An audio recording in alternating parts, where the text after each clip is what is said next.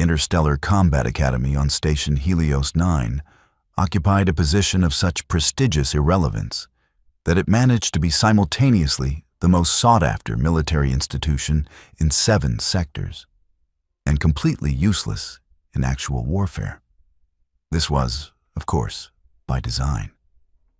The galaxy's various empires had discovered centuries ago that young warriors from different species mixing in actual combat situations tended to create what the diplomatic corps euphemistically called regrettable interstellar incidents. Better to let them posture, compete, and occasionally hospitalize each other in a controlled academic environment where the worst outcome was a strongly worded letter from someone's embassy. The station itself was a monument to excessive engineering. A rotating wheel habitat large enough to house 15,000 students, staff, and the small army of medical personnel required to keep them alive.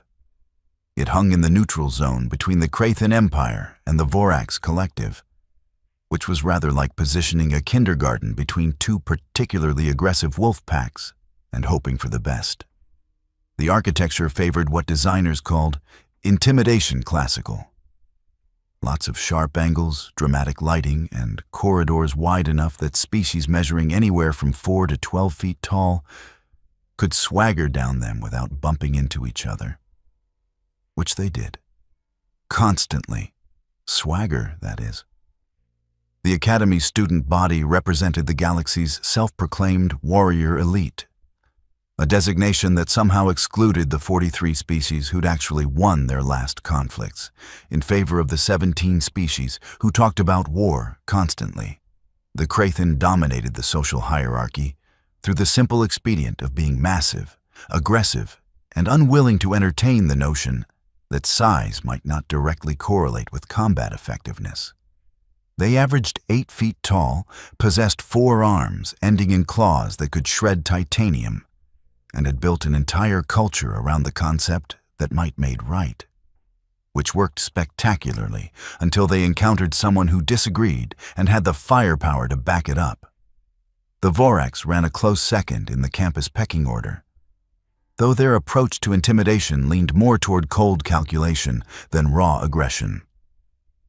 They resembled what would happen if an octopus and a chess grandmaster had children who then decided to pursue careers in assassination. 6 tentacle limbs, beak-like mouths, and an unsettling habit of changing skin patterns to display complex mathematical equations when they were thinking through tactical problems. Their empire controlled resource-rich territories through a combination of strategic brilliance and the kind of patient, long-term planning that other species found deeply unnerving. Then came the Helkari, the Zrinth, the Quellon, and a dozen other species who'd earned their admission through military achievements, political connections, or in some cases, threats, thinly disguised as diplomatic negotiations. They filled the Academy's middle tiers, jockeying for position and forming alliances that would dissolve the moment someone's homeworld decided to invade someone else's homeworld, which happened with depressing regularity. At the bottom of this carefully stratified hierarchy sat the soft-worlders, a catch-all category for species from planets with gentle gravity, stable climates, and the kind of evolutionary history that produced scientists rather than warriors. The general consensus among the warrior species was that soft-worlders existed to provide technical support, maintain infrastructure, and occasionally serve as cautionary examples of what happened when a species chose books over battle axes. That humans had been dumped into this category upon their arrival 3 years ago surprised absolutely no one, least of all the humans themselves, who'd spent enough time in the galaxy to recognize a losing argument when they saw one. The combat theory and application classroom on level 7 exemplified everything the Academy stood for. Excessive, intimidating, and designed by someone who'd clearly never actually taught a class. The room could hold 60 students comfortably, which meant it held 40 in constant discomfort as various species tried to accommodate their vastly different body plans on furniture that seemed designed to annoy everyone equally. The floor was reinforced duracrete, because demonstrations had a habit of getting out of hand. The walls displayed rotating holographic projections of famous battles, none of which anyone actually studied because they were too busy establishing dominance hierarchies. Professor Krell, a Vorax veteran who'd survived 3 major conflicts through a combination of tactical brilliance and being too mean to die, had long since given up on maintaining the kind of order described in the Academy's official handbook. His skin currently displayed a pattern that his species used to indicate resigned acceptance of chaos, which was his default state 15 minutes into any class period. He'd been lecturing on momentum exploitation in zero-gravity environments for the past 20 minutes, covering complex mathematical principles and their practical applications in ship-to-ship boarding actions. Approximately 7 students were actually listening. The other 33 were watching Drex. Drex was a Krathen in the way that hurricanes were weather patterns, technically accurate, but missing the essential destructive nature of the phenomenon. He stood 8.5 feet of coiled muscle and casual cruelty, his forearms typically folded in a posture that managed to look both relaxed and threatening simultaneously. His scales held the deep, crimson coloring that Krathen associated with warrior bloodlines, and he never let anyone forget it. His family controlled 3 sectors in the Krathen Empire, which gave him the kind of confidence that came from knowing consequences were for other people. For the past 6 weeks, Drex had made combat theory his personal entertainment venue, disrupting lectures with commentary, challenging Professor Krell's tactical analyses with his species' preferred solution of hit it harder, and generally treating the classroom like his private court. His particular talent lay in identifying the students least able to fight back and making their lives systematically miserable, while maintaining just enough plausible deniability to avoid formal consequences. The Academy's administration took a remarkably philosophical view of bullying among warrior species, operating on the theory that if you couldn't handle verbal intimidation, you had no business in combat training. Today's target was obvious from the moment she'd walked in. Nora Chen sat 3 rows back, positioned between a Quellon, whose species found human body temperature uncomfortably warm, and a Helkari, who kept deliberately spreading his wing arms to crowd her space. She was one of 3 humans in a class of 40, and the only one who consistently showed up despite Drex's attention. The other 2 had started attending remotely after the 2nd week, which the Academy permitted, but everyone understood as social surrender. At 5'6" and maybe 130 soaking wet by Krathen standards, Nora represented everything Drex found contemptible about soft-worlders. She took notes. She asked questions about tactical theory. She didn't posture or preen or participate in the elaborate social chess that dominated Academy life. Worse, she seemed entirely unimpressed by his displays of dominance, which Drex found more infuriating than any direct challenge would have been. You couldn't defeat indifference by being more intimidating. He could, however, try. The key principle, Professor Krell was saying, his tentacles manipulating a holographic display of 2 ships grappling in 0G, is understanding that in the absence of gravity, all momentum is conserved. An opponent's mass becomes a weapon you can exploit if you understand the vectors involved.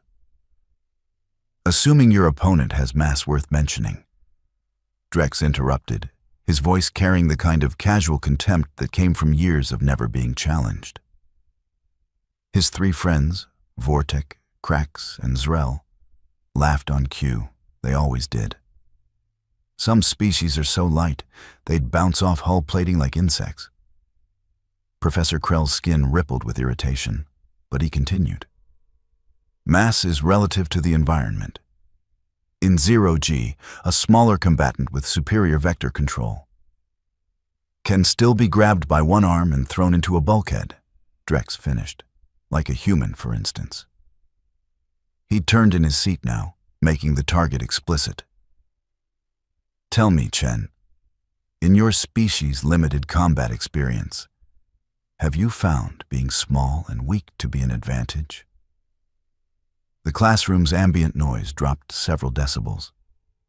This was a sport students understood, watching someone squirm under social pressure.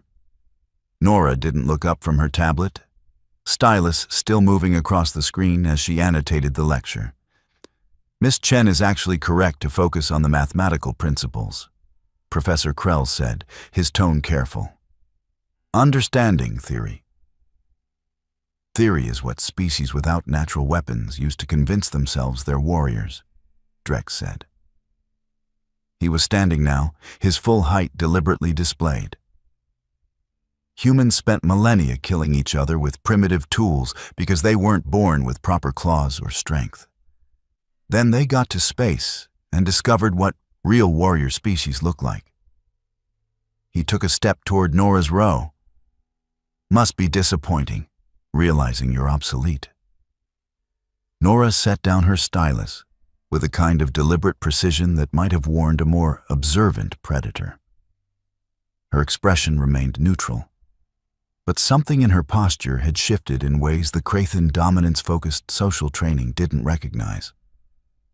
Drex, return to your seat, Professor Krell said, his skin patterns shifting toward warning colors. We're discussing tactical theory, not comparative species physiology. But shouldn't combat training include realistic assessments? Drex's tone was reasonable, which made it worse. If humans are going to attend warrior academies, they should understand their limitations. It's educational. He was closer now, towering over Nora's seat. Chen, tell the class, honestly, do you actually believe you could survive 60 seconds against a real warrior? Not in theory, in practice. The silence had weight now. Several students shifted uncomfortably. A few looked away. The Helkari beside Nora had pulled his wing arms in, distancing himself from the confrontation. The other two humans in class were suddenly very focused on their tablets. Nora looked up, meeting Drex's eyes for the first time. Is this a theoretical question, or are you actually curious? It was the wrong thing to say, or possibly the right thing depending on your perspective regarding inevitable violence. Drex's expression shifted from contemptuous amusement to something hungrier. He'd been challenged, in front of witnesses, by a soft-worlder who should have known better. I'm offering education, he said. Practical demonstration. You spend all this time taking notes about momentum and vectors and theoretical combat. But you've never actually felt what it's like when a real warrior decides you're prey. His forearms spread slightly, a Krathen gesture that signaled dominance challenge. Professor, I believe hands-on learning would benefit the class. A single exchange demonstration. I'll show proper momentum exploitation using an appropriately sized training dummy. Several students made sounds that might have been laughs or sharp intakes of breath. Professor Krell's skin had gone completely dark, which in Vorak's body language indicated profound displeasure bordering on rage. But he was trapped by academy politics and his own exhaustion. Refusing would mean filing reports, dealing with Drex's family connections, and ultimately accomplishing nothing because next week would bring the same behavior. A single exchange, he said finally, in the practice circle. And Drex, if you cause injury requiring more than basic medical attention, I will personally ensure you spend the rest of the semester in remedial ethics training. Drex's smile showed far too many teeth. Of course, Professor. Just a gentle demonstration. The practice circle was a 10-meter diameter ring of slightly elevated duracrete, marked with holographic boundary lines that flickered red if anyone crossed them.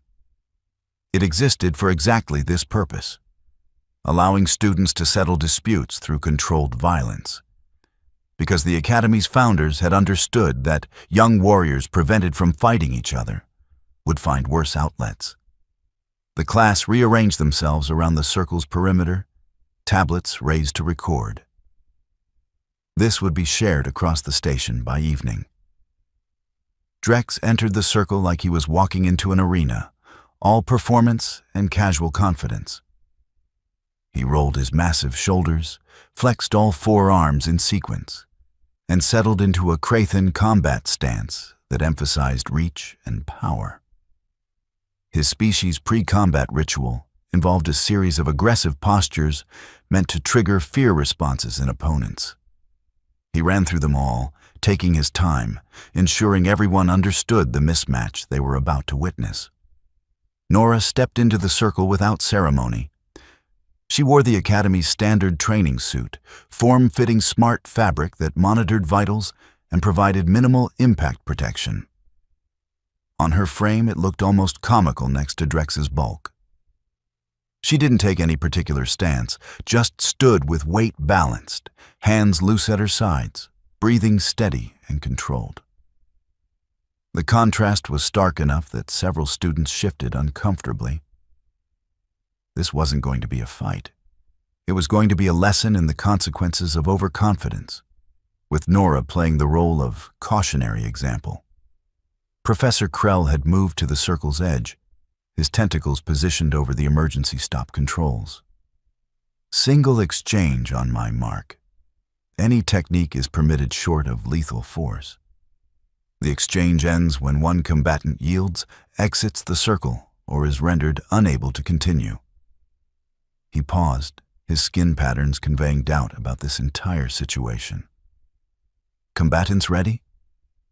Drex settled deeper into his stance, all four arms positioned to grab, strike, and control. Ready. Nora's expression hadn't changed, but something in her eyes had gone distant and calculating. Ready. Begin. Drex lunged forward with the kind of explosive speed that 8 feet of pure muscle could generate, all four arms reaching to grab and immobilize. His strategy was simple because it had always worked.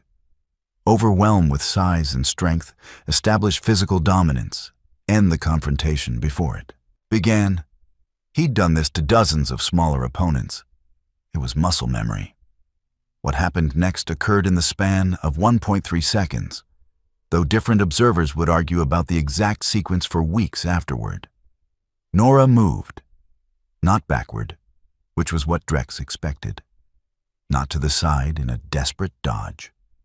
She moved forward and slightly down, dropping her center of gravity while stepping inside Drex's reaching arms with the kind of timing that suggested she'd calculated his speed, reach, and commitment point before he'd even begun moving.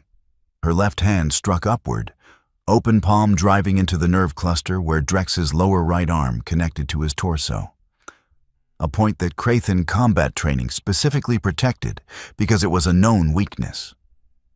The strike was precise enough to disrupt the nerve signals controlling that entire arm, which immediately went numb and useless. But Nora was already moving, using Drex's own forward momentum against him. Her right hand had caught his lower left wrist during his lunge, and now she twisted, applied leverage at an angle that Krathen joints weren't designed to resist, and used his mass and velocity to redirect him downward. This was the momentum exploitation that Professor Krell had been discussing. In Earth's gravity, throwing 800 pounds of aggressive alien would have required strength Nora didn't possess. But she wasn't trying to lift him. She was guiding his existing momentum along a new vector, using his weight against him. Drex's upper arms tried to adjust, to catch himself or grab her. Nora's response was surgical. She drove her knee into the equilibrium organ cluster located behind the Krathen jaw ridge, a feature that their armor specifically protected in combat situations, but which remained vulnerable in training scenarios. The impact wasn't powerful enough to cause permanent damage, but it was precise enough to temporarily disrupt the biological gyroscope that kept Krathen balanced. Suddenly, Drex's own nervous system was reporting that he was falling in 3 different directions simultaneously. His upper arms, instead of grabbing Nora, grabbed at empty air in confused reaction. His legs, receiving conflicting signals from his disrupted equilibrium organs, failed to compensate for his redirected momentum. He went down hard. The impact when 800 pounds of confused Crathin hit Duracrete made a sound like a small vehicle collision. Drex's head bounced once, his species' thick skull plating preventing serious injury, and his limbs splayed out in the uncoordinated sprawl of someone whose brain was no longer certain which direction was up.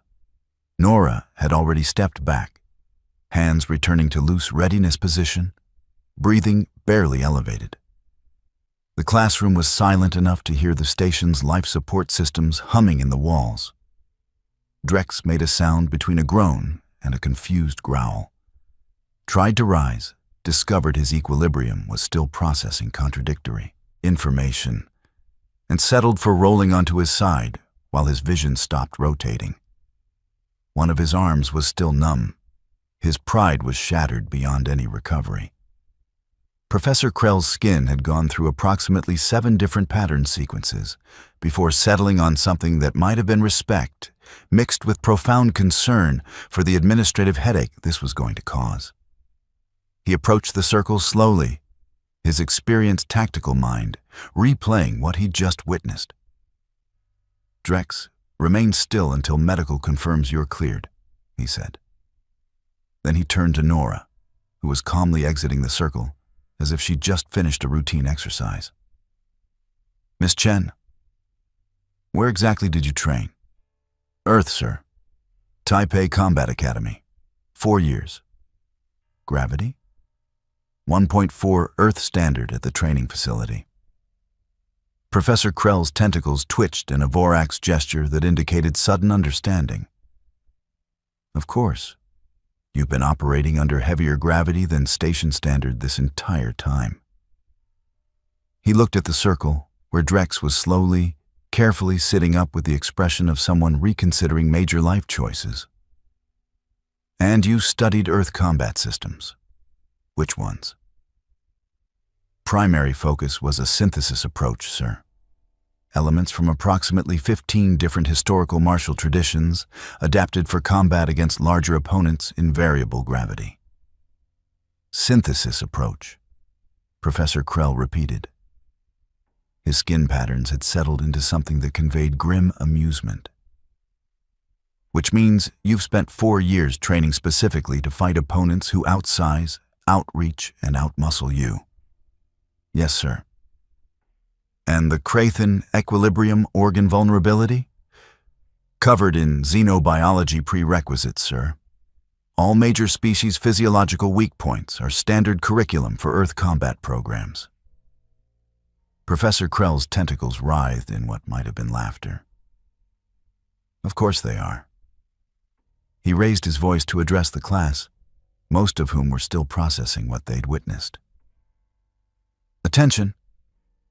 What you just observed was a textbook demonstration of the momentum exploitation principles I was attempting to teach before we were interrupted."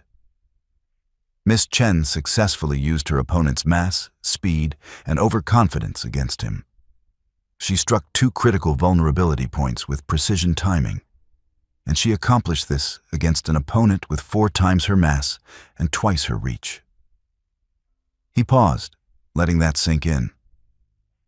"Questions?" The silence stretched. Finally, Vortek, one of Drex's usual supporters, raised a tentative claw. "But humans are soft-worlders. They're not warriors." Professor Krell's skin flashed a pattern that conveyed something between pity and contempt. "Humans spent 10,000 years developing weapons and combat systems because they weren't apex predators on their homeworld. They evolved on a planet with dangerous megafauna, hostile climate extremes, and thousands of competing tribal groups. They didn't develop natural weapons, so they made artificial ones. They didn't develop natural armor, so they studied where to hit unarmored targets for maximum effect. And they kept meticulous records of everything that worked." He gestured to Nora with one tentacle. Miss Chen's species has documented combat techniques going back 5,000 years.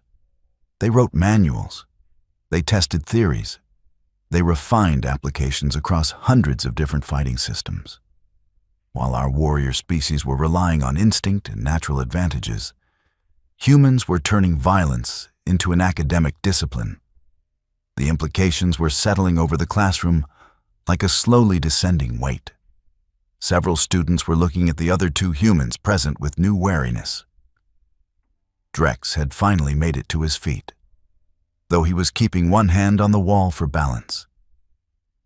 His face held the expression of someone who just had a fundamental assumption about the universe shattered.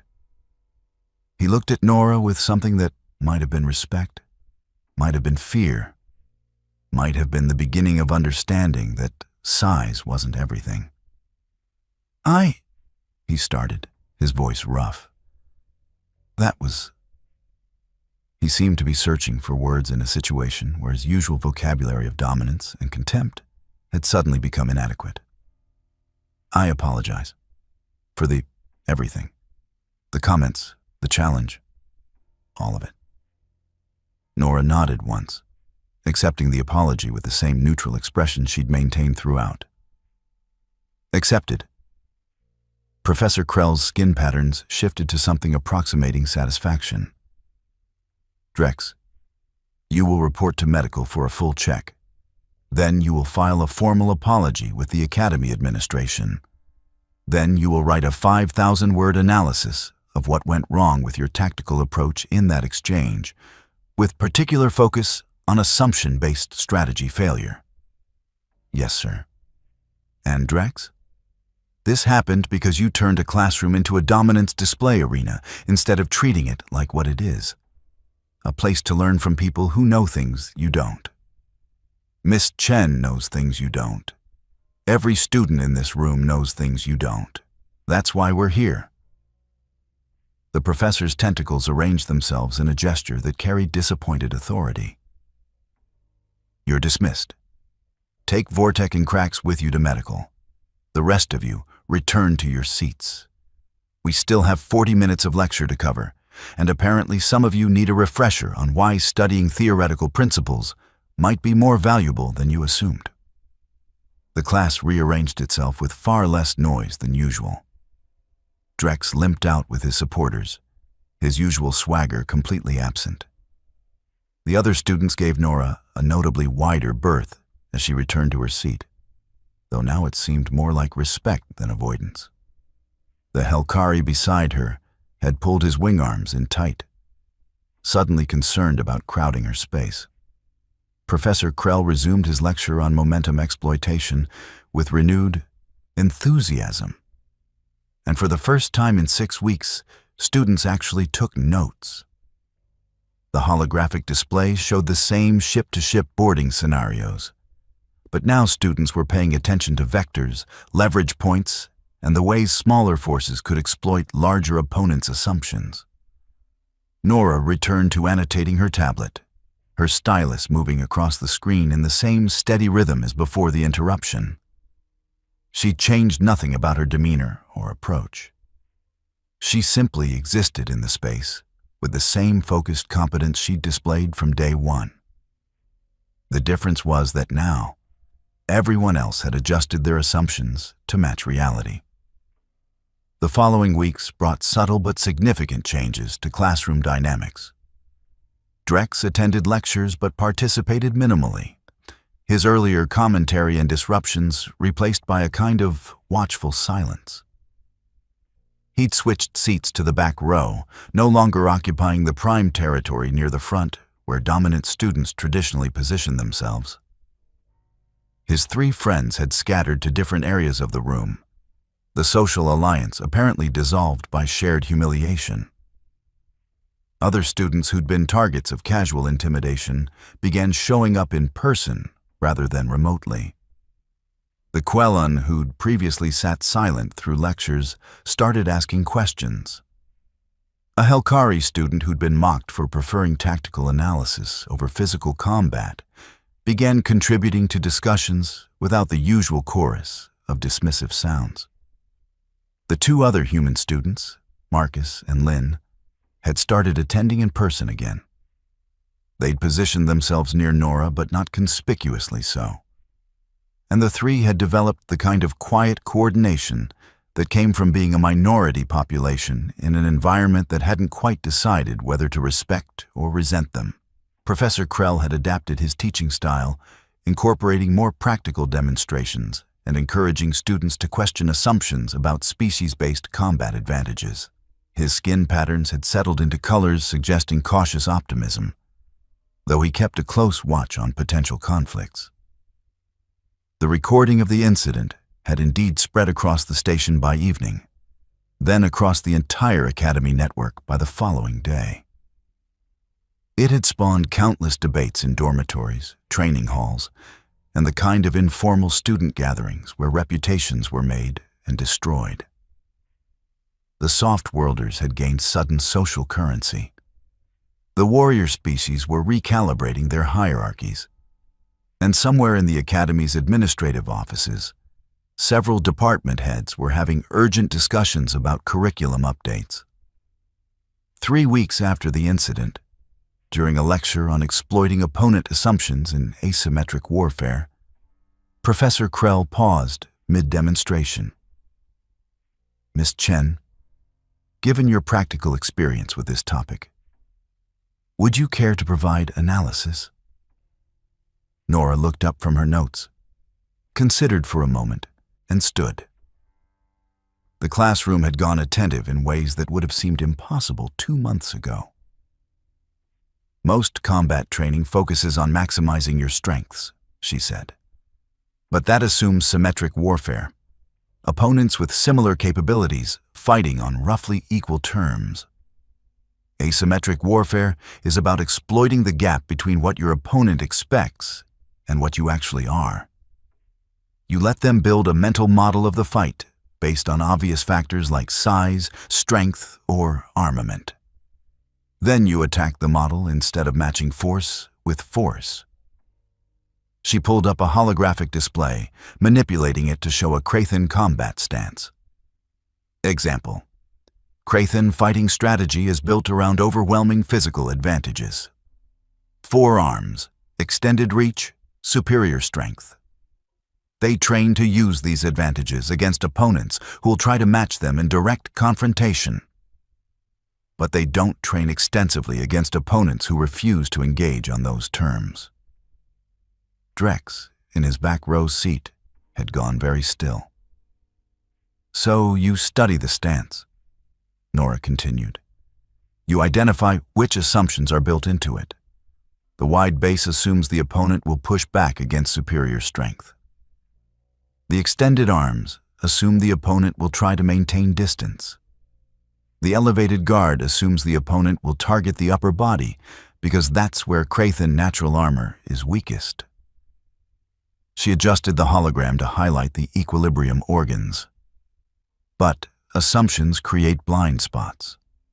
The Krathen stance doesn't heavily protect lower body nerve clusters or equilibrium organs because their combat doctrine assumes these aren't primary targets. Professor Krell's skin had gone bright with interest.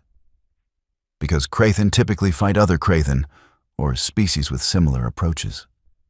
Exactly. Earth combat systems developed differently. We fought each other for millennia with constantly evolving tactics. One group would develop a dominant strategy, then someone else would develop the counter strategy, which would become dominant until someone countered that. We didn't have natural weapons or armor, so we got creative about vulnerabilities. We documented everything. We cross-referenced. We tested theories. She closed the hologram. By the time we reached space, we had thousands of years of accumulated knowledge about how to fight bigger, stronger opponents. We just needed to fill in alien biology details. A Vorak student raised a tentacle. But doesn't this assume your opponents are operating on instinct rather than training? Training can become instinct, Nora replied. If you practice the same responses for years, they become automatic. That's valuable in symmetric combat. You'll react faster than you can think. But it's a vulnerability in asymmetric combat because your automatic responses might be exactly what your opponent is counting on. She paused. The real advantage isn't in having better training. It's in having different training that your opponent hasn't adapted to yet. The class continued with unprecedented engagement, students actually debating tactical theory instead of sizing each other up for dominance challenges.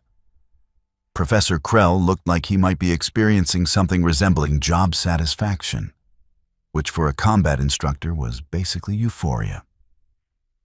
After class, as students filed out, Drex approached Nora with the careful body language of someone who'd learned hard lessons about assumptions. Chen, a moment? Nora paused, wary but not defensive. Yes? I've been reviewing Earth combat literature, he said. Your species has an extensive doctrine on what you call martial arts. Multiple competing systems, all claiming superiority. That's accurate. Why so many systems? Why not determine which is most effective and focus on that? Nora considered the question. Because most effective depends on context. Some systems work better in certain gravity levels. Some are optimized for armed versus unarmed combat. Some assume multiple opponents. Some focus on competition rules, others on survival situations. She paused. The diversity isn't a weakness. It means we can adapt training to specific situations rather than forcing every situation to fit one approach. Drex's forearms made a gesture that in Krathen culture indicated respectful acknowledgement. I requested transfer to Professor Yenshi's Alternative Combat Systems course. It covers Earth martial traditions, among others. I thought... He seemed to be choosing words carefully. I thought it might be educational to learn from species who approached warfare differently than my culture teaches. That's a good choice, Nora said. Yenshi is excellent. Will you... Drex paused. Would you be willing to spar sometime? Properly. In the training facilities with appropriate protocols and supervision. Nora studied him for a moment, seeing something that might have been genuine interest in learning rather than the need to prove dominance. Maybe. After you've completed Yenshi's course and understand what you're asking for. Fair. Drex made another respectful gesture and left. His bearing still diminished from his previous swagger, but less defeated than it had been. Marcus appeared at Nora's side as Drex departed. He's actually trying to learn. Didn't see that coming. People can surprise you, Nora said. Sometimes it just takes the right motivation. By right motivation, you mean getting demolished in front of his peer group? I mean, discovering that the universe is more complex than his previous worldview allowed for. The demolishing was just the teaching method. Lynn joined them, tablet tucked under one arm. The three of us are doing study group tonight for the xenobiology exam. You in? Definitely. Nora shouldered her bag. Though I think half the class is going to be studying Krathen equilibrium organs after today's lecture. Probably all of them, Marcus said. You basically provided a detailed manual on exploiting warrior species vulnerabilities. Every soft-worlder on station is taking notes. They walked toward the dormitory levels, 3 humans navigating a station designed for species that had spent generations assuming they were the galaxy's natural warriors. Behind them, the classroom emptied of students who were beginning to understand that warrior might be a more complicated concept than they'd been taught. In his office, Professor Krell was updating lesson plans with the kind of enthusiasm he hadn't felt in years.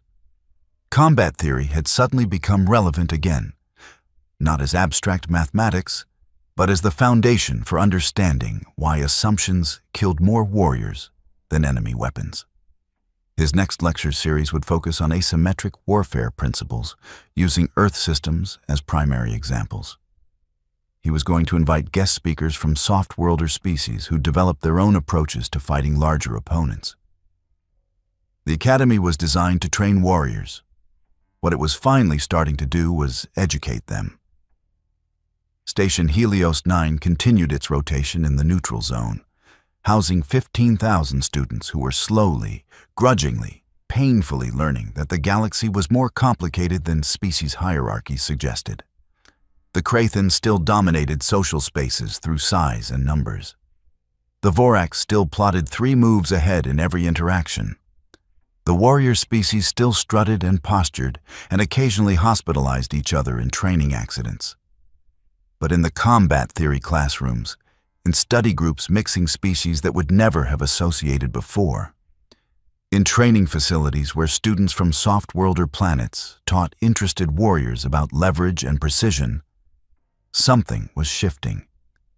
The Academy was discovering that warrior elite might need to mean something more than biggest and most aggressive. In the back of one classroom, Drek sat through Professor Yenshi's lecture on Earth defensive systems, taking careful notes on concepts like minimal force, maximum efficiency, and turning opponent strength into weakness. He was learning, growing, beginning to understand that his species' traditional approaches might benefit from exposure to traditions that had evolved under different pressures. In the front of that same classroom, Nora Chen annotated her tablet with the same focused competence she'd displayed since arrival, unbothered by the attention, unchanged by her new reputation. She was here to learn combat theory and application. Everything else was just noise. The galaxy's self-proclaimed warrior species had built empires on assumptions about natural advantage. They were slowly discovering what humanity had learned millennia ago. Assumptions were just opportunities for people who'd done their homework. And humanity, for all its disadvantages in the natural weapons department, had always been exceptional at homework. The station rotated, the lectures continued, and in classrooms across Helios 9, students were beginning to understand that maybe, just maybe, the soft-worlders had been taking notes for a reason. Claude can make mistakes. Please double-check responses.